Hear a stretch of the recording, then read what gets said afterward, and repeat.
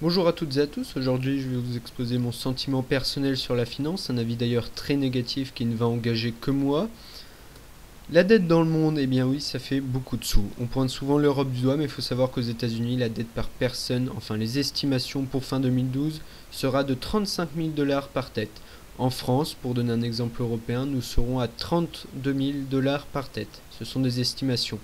Donc, la dette par personne est plus importante aux États-Unis. Cependant, il faut bien avouer qu'ils ont une économie plus robuste que la nôtre et une industrie plus robuste.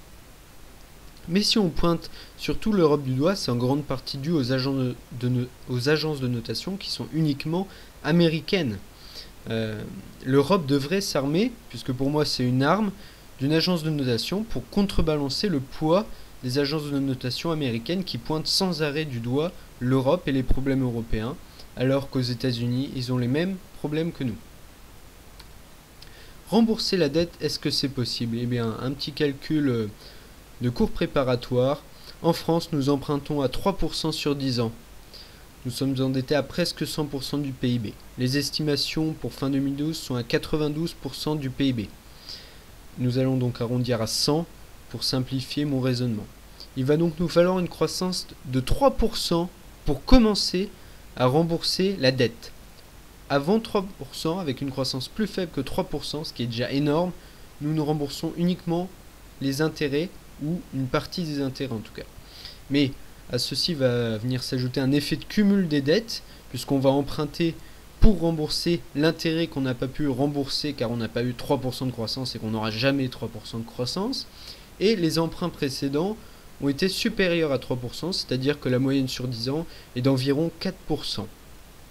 Donc il va nous falloir au moins 4% de croissance bien, cette année pour rembourser la dette. 4% de croissance, nous ne les aurons jamais. Et donc, qu'est-ce que ça donne? Depuis 1973 et avant cette date, nous empruntions à taux zéro à la Banque centrale française. Et depuis cette date, donc, nous avons payé 1477 milliards d'intérêts. Pour info, notre dette s'élève environ à 1800 milliards d'euros. Maintenant, un regard sur le Dow Jones. Le Dow Jones qui flirte avec ses plus hauts niveaux, le Dow Jones qui est l'indice phare des États-Unis et d'ailleurs le plus vieil indice au monde. Et donc il flirte avec ses plus hauts niveaux dans un contexte économique très défavorable. Pour moi, ça s'appelle une bulle et une bulle est vouée à éclater. Comme toutes les bulles, elle éclatera. Et quand elle va éclater, eh bien, ça va faire mal. Voilà. Maintenant, on va parler un peu de l'Espagne qui récemment s'est vue aider. Eh bien, comment on les a aidés? En leur prêtant 100 milliards que nous n'avons pas, puisque tous les pays européens sont endettés. Donc, d'où l'image humoristique ici. Comment on rebouche un trou? Eh bien, en creusant un autre. Bon, c'est pas comme ça qu'on va résoudre le problème. De cette manière-là, on gagne que du temps. Récemment, il y a un chroniqueur qui a employé le terme d'économie vaudou que j'ai beaucoup apprécié. Pourquoi? Eh bien parce qu'en Espagne, on sauve les banques pour qu'elles sauvent l'État. Donc on comprend bien qu'il y a un souci de compréhension.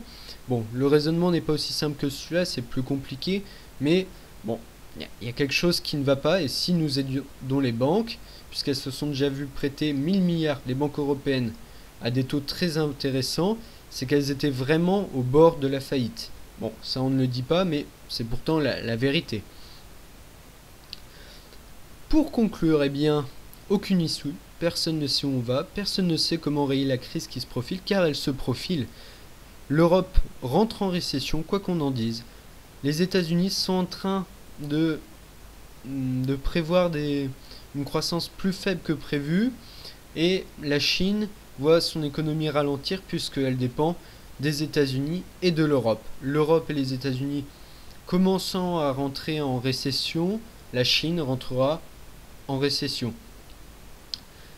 Les seules solutions au niveau mondial, eh bien, ce serait d'annuler les dettes au niveau mondial, mais ceci va poser des problèmes. Trouver un moteur de croissance tel que l'ont été les révolutions industrielles ou Internet dans les années 2000.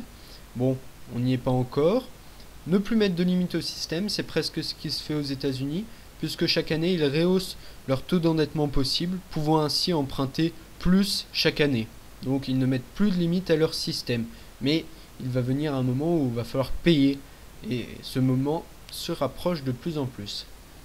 Sinon, dernière solution, prendre l'épargne des particuliers. Et bon, avec ceci, j'ai voulu dire aux prêteurs, vous ne retrouverez jamais 50% de ce que vous avez prêté. Bon, c'est une des solutions. C'est bien sûr une solution assez pessimiste, mais ça fait partie des solutions. Voilà. En vous souhaitant une bonne continuation, car c'est possible de faire encore des plus-values sur le CAC 40 en jouant sur des rebonds ou en pariant à la baisse. Bon, je vous souhaite une bonne continuation et à bientôt.